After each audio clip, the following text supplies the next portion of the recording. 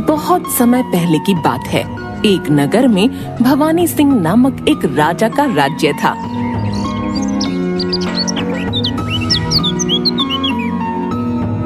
उसकी एक बहुत सुंदर कन्या थी जिसका नाम रूपा था।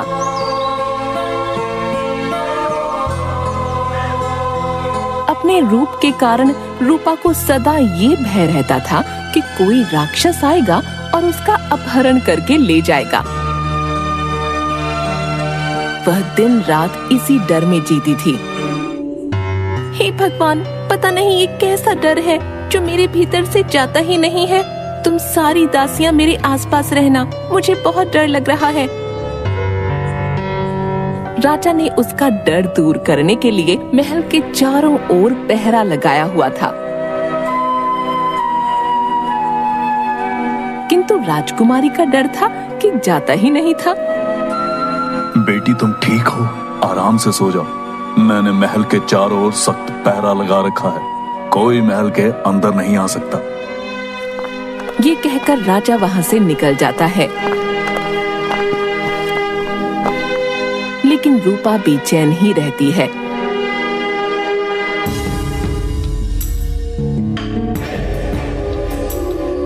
एक दिन एक राक्षस किसी तरह छुपकर राजा के महल में घुस गया।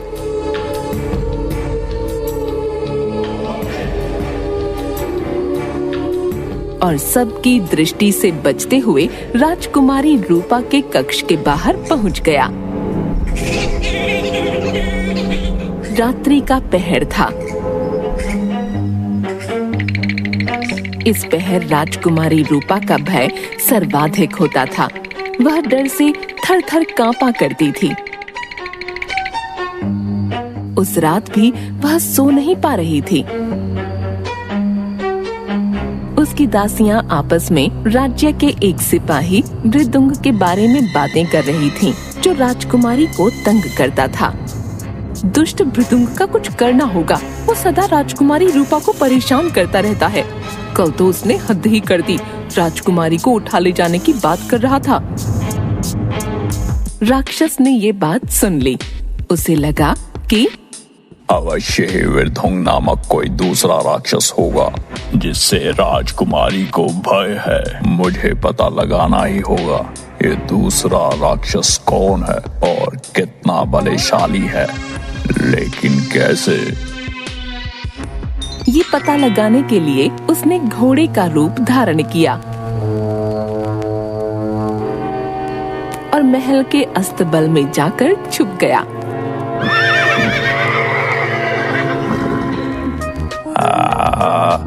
अरे अरे, कितनी बदबू है यहाँ, बहुत बदबू है।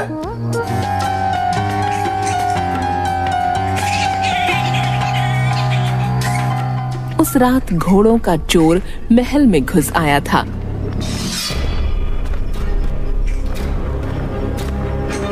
वह अस्तबल में ही छुपा हुआ था। उसकी मंशा उस रात एक घोड़ा चोरी करके वहां से भागने की थी।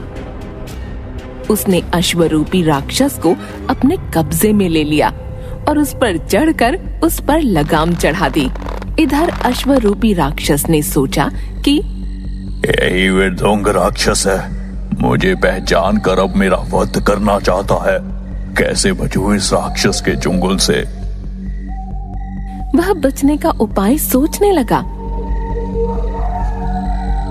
अश्वचोर ने अश्वरूपी राक्षस पर चाबुक चला दिया। चाबुक लगते ही वह भागने लगा।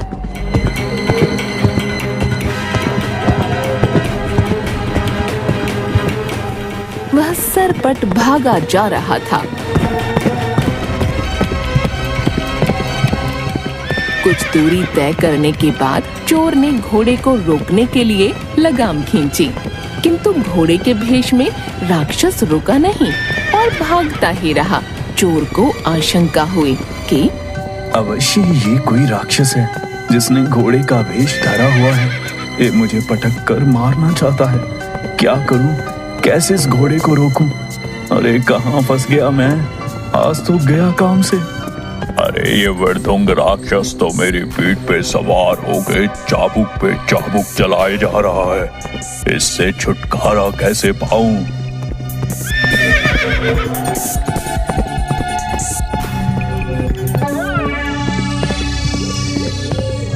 कुछ दूर आगे बढ़ने पर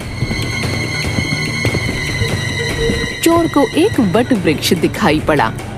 उसकी शाखा नीचे लटक रही थी। जैसे ही अश्वरूपी राक्षस वट वृक्ष के नीचे से गुजरा, अपने प्राण बचाने के लिए चोर वह शाखा पकड़कर वृक्ष पर लटक गया। अश्वरूपी राक्षस तेज गति में वहां से आगे बढ़ गया।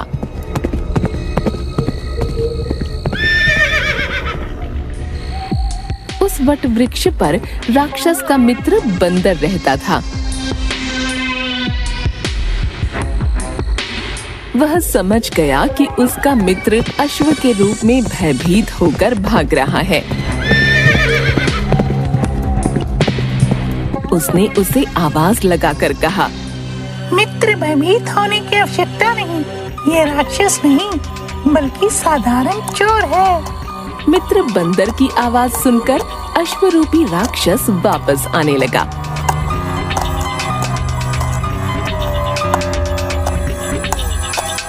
लेकिन भय अब भी उसके मन में समाया हुआ था।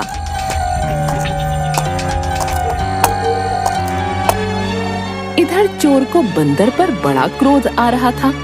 उसने देखा कि बंदर की पूंछ उसके सामने ही लटक रही है।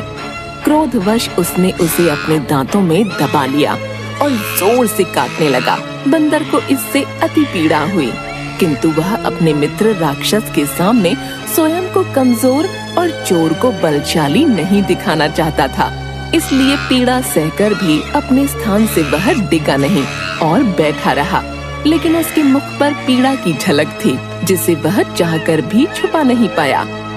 अश्वरूपी राक्षस ने जब बंदर का मुख देखा तो बोला, मित्र, चाहे कितना ही छुपाओ, तुम्हारा मुख कह रहा है कि तुम राक्षस के चंगुल में हो। मेरा भागना ही उचित है। मैं तुम लोगों की बातों में नहीं आने वाला। कहकर वह वहां से भाग खड़ा हुआ।